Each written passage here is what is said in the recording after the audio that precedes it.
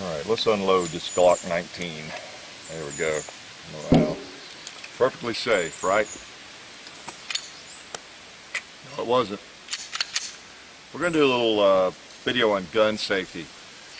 We all need reminding of the basic rules of gun safety, I think. We can't be reminded often enough, and we can't think about it often enough. Every time we get near one of these, we have to have that foremost on our minds. I have no ammo with me, by the way. These are some of the dummy rounds I've drilled out. I have them in this magazine. So there's no ammo in my pockets. There's no real ammo anywhere near. These are the ones that I drilled the primer. Well, there never was a primer. I just loaded these cases without powder, and then I actually drilled that out too, couldn't even put a primer in. So dummy rounds there, and nothing else anywhere.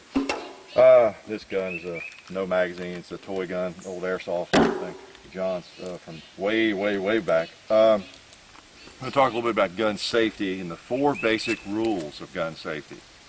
And I like to base it on Cooper's basic rules of gun safety. These are generally attributed to him. You know, all guns are always loaded. At least they should be treated that way. Never let the muzzle cover anything you're not willing to destroy. Keep your finger off the trigger until your sights are on the target. And then, of course, be sure of your target. Right? Know what the bullet will do. I have a parenthetical phrase there, you know, what the bullet will do. If it's a pellet, if it's a BB, you know, what's it going to do? BBs will bounce sometimes, whereas it might be even safe to shoot a real gun at something. BB would bounce back at you because they're not lead generally, they're metal. So just different things like that. So, you know, they say that the 2 loudest sounds are when you're expecting a bang and you hear a click, or when you're expecting a click and you hear a bang. You don't want either one of those to happen. You don't want either one of those surprises, you know, ever. Think about that if you don't quite understand what I said there. Okay, click, that's what you want to hear, right? Alright, all guns are always loaded, so what that means is you have to assume they're loaded, don't you? That's the first rule of gun safety. I like to see actions open when they're on the table. The thing that I like to do is exaggerate gun safety, and because you're not doing it for just yourself. It's one thing for me to know that gun's unloaded. I mean, I may be 100% certain I know it is, but I need other people that are walking around, or someone who walks up, to know that. If I'm at a skeet range with my shotgun, that's why if you walk around a skeet range or something and you don't have that shotgun broken open, it doesn't matter if you don't even have any ammo left and you have that barrel filled with water. I don't know, there's nothing in it. It doesn't matter. The people seeing you don't know that.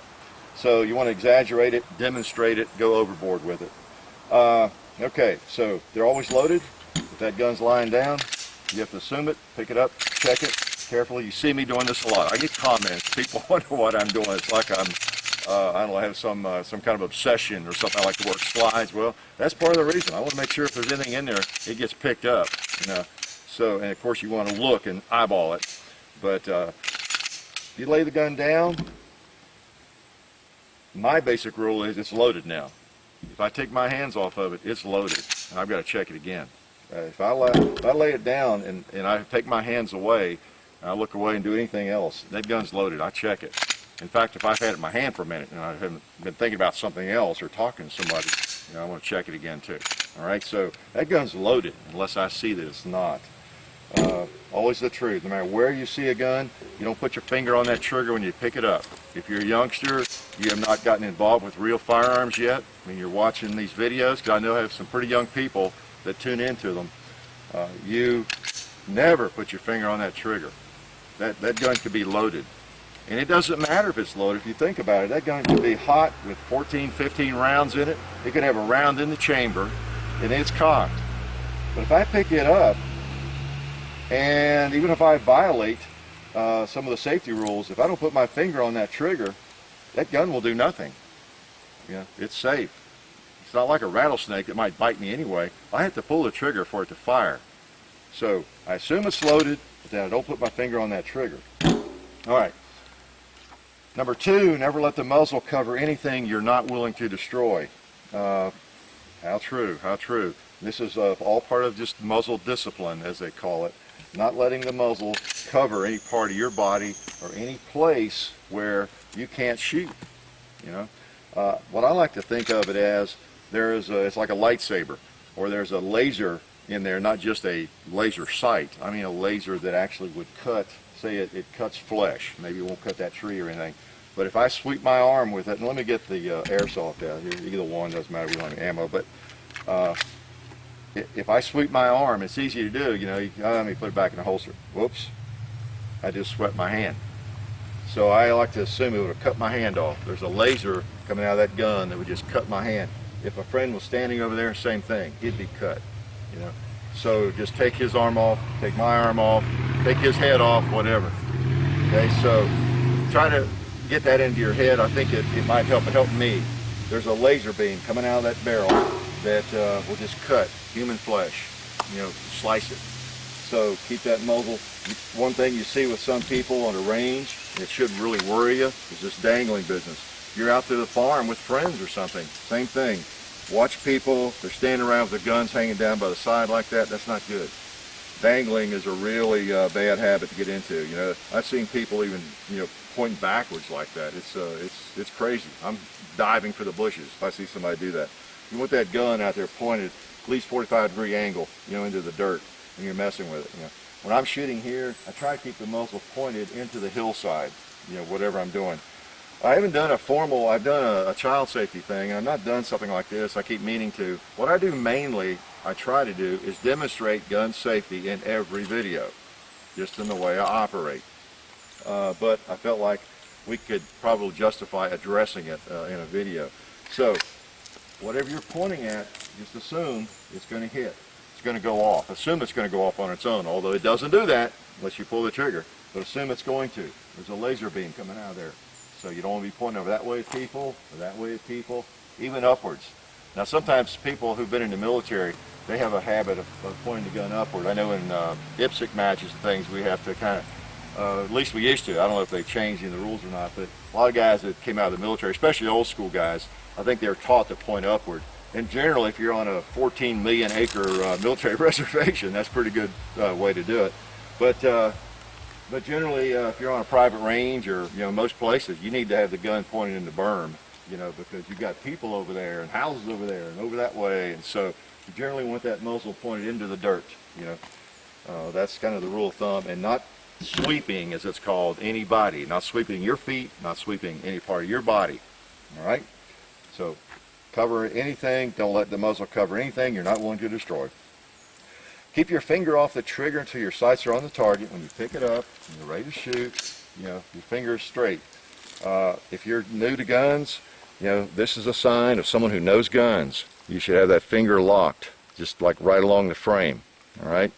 Just like, now I have such a long finger, I can kind of put mine against the frame. A lot of people, their finger is like right here, so being straight might not be quite enough. But my finger extends beyond the trigger guard so much it doesn't really, I don't have to really bring it up here. But anyway, lock straight, that's the main thing. And then as you go towards the target, right here, and boom, you know, and bring it out as you come back down.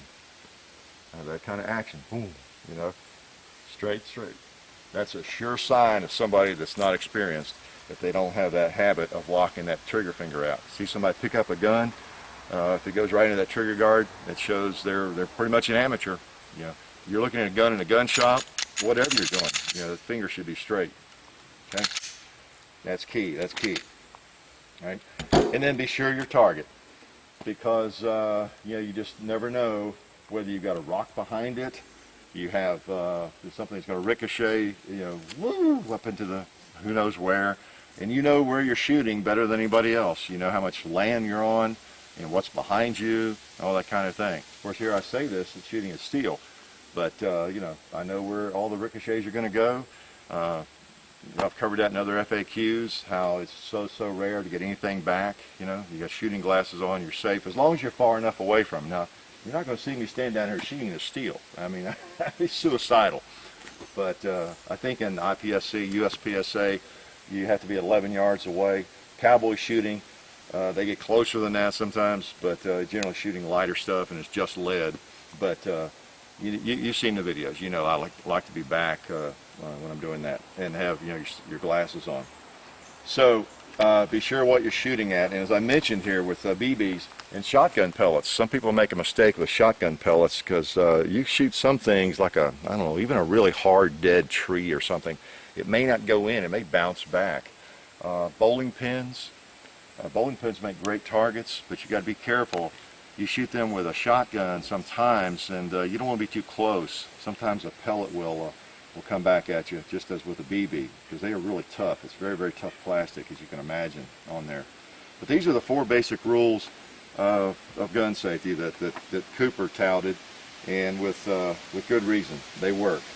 Just make sure you don't ever look at that gun as if it's unloaded. You got to pick it up and you got to check it if you're authorized. If you're not authorized, if you're a young person, you come across a firearm that maybe your dad or an uncle left lying around, you just don't touch it. You just don't touch it. Tell an adult.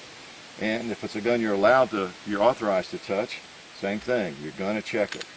Pull the magazine out if it's a semi-automatic, and the round that gets people occasionally is the one that's in the chamber. That's why I started the video with that, because that gun is loaded until you check that chamber. All right? If you're not safe, you shouldn't be messing with the guns. And if you think there's something macho about not being safe, that's kind of like the macho idea of not wearing ear protection or glasses or something. There's nothing macho about that. That doesn't mean you're tough. Overdo the safety, and you can continue to enjoy the sport just like we've been able to do for decades and decades and decades. So, hope that's useful, you young people especially. I'll put these 4 rules in the description of this video, and you might want to. This is actually a posting. I used to have a gun club and for youngsters, and this was actually a handout that I would give them, and I had this one laminated and stuck here on the range. But I'll post those on the description, and please live by those so that you can shoot safely. So hope that was useful, and we'll see you guys later.